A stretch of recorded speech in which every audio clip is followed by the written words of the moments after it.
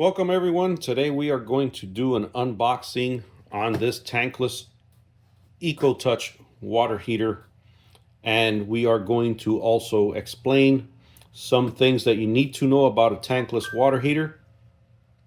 And we're going to, in the future, probably not too far out after making this video, we are going to post a video of the actual installation and how you can make the installation so much easier. So let's go ahead and get started with unboxing it.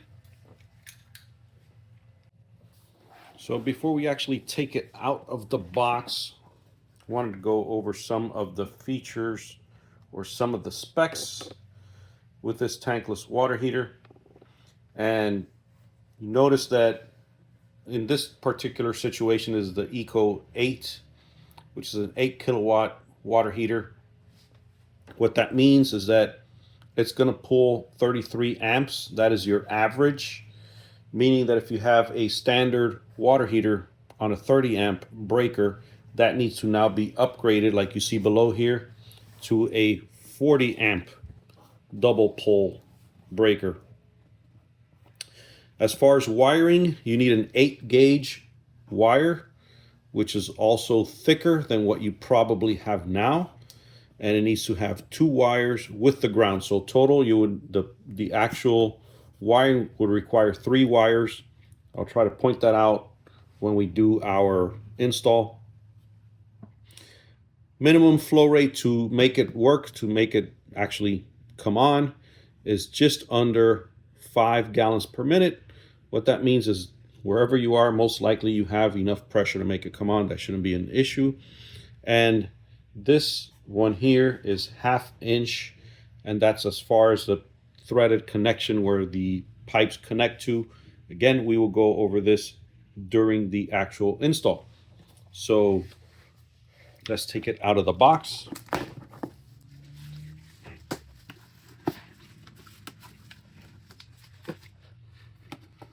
And I like the padding. That tells me that the manufacturer really cares about the water heater not being damaged. Let's get that manual out of there. And yes, look at this, the padding. I mean, this is really there to protect it. So let's pull it out of here.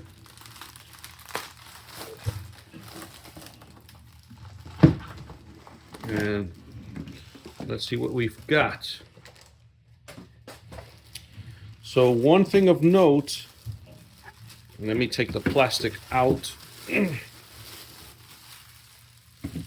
does have a nice glass finish. I mean, that looks really nice. I wonder if it looks like it is a tempered glass. So this top part here can easily crack or break, and that's why there was so much padding. But it also gives it like a really sleek and stylish look. It looks like a very expensive water heater. I mean, if you were to see this somewhere, you'd think it's worth maybe 4 times more of what you're going to pay for it.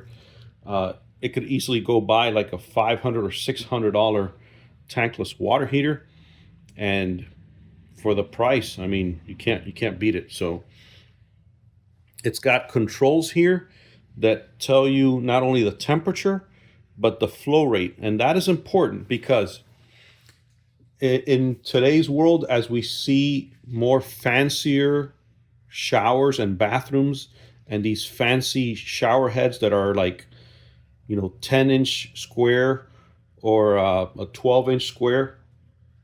I'll show you exactly what I mean. You're going to have more water flowing through this shower head than a standalone regular shower head. So what's going to happen is if you put in a tankless water heater and you had this type of shower head, now, guess what's going to happen? You're going to feel that the tankless water heater isn't heating up all that water because you have more water flowing through this shower head than you did with a regular shower head. So you're probably going to have to look to upgrade the size of your tankless water heater. And this is what we're precisely going to do in an install in the next day or two. We're putting in this tankless water heater where they now have a 6 kilowatt water heater.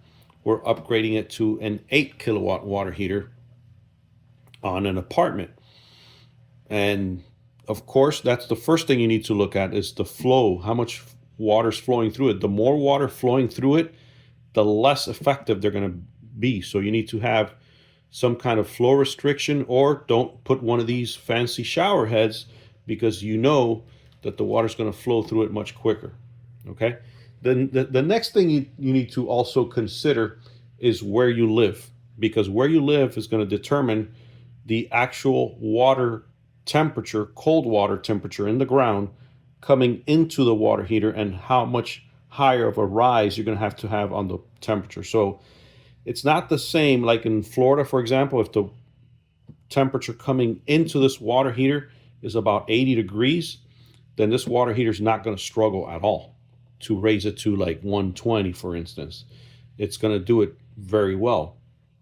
Now, if you're somewhere up north where the water temperature can be colder than that, then you also need to start thinking of getting a bigger tankless water heater. What I mean by bigger is from an 8 kilowatt, maybe look into a 12 kilowatt or something higher that's going to heat the water much better. So going on with what we see here is it has the 3 wires, it has the 2 electrical wires, and then the yellow and green one is going to be your ground. So one thing we like already is that it already has the wiring on it. It makes the install so much easier. Some tankless water heaters don't bring this wiring, so you have to go like to your hardware store and buy them and get the different electrical. But in this situation, this one brings it. It also brings protection on the water pipe connections, so you can keep this free of dirt or debris. Let's say you're doing this in a new construction, you could actually install it, come back a day later, hang it on the wall, come back a day later or whatever, and do the install later, or actually protect it until the very same moment that you're going to put the piping in here. It does have these holes here that you see, and that's to hang it, so it's easy to hang. And in some previous tankless water heater installs that we have done, they bring inside the manual a template that will cover that. So let's see if this one has it. Yes, it does. So this is what came in. You also have the screws to make it easy for you, so you don't need to go out to the hardware store. But here is the template. And just like you can see here, you have the 2 holes at the top and 1 at the bottom right here. And all you need to do is tape this to the wall and get a pencil or even a center punch and punch it through the holes, and then do your holes on the wall, and they're going to be exactly where the tankless water heater is going to hang on the wall. And then you have these, the way this is notched here, you put it through there and then just let it drop, and you got yourself the install. So they've made it easy. Again, we do recommend it. I will go ahead and post a video in the future of the actual tankless water heater installation. Hopefully that'll help you get an idea from this unboxing and review to the actual installation. We'll see you then.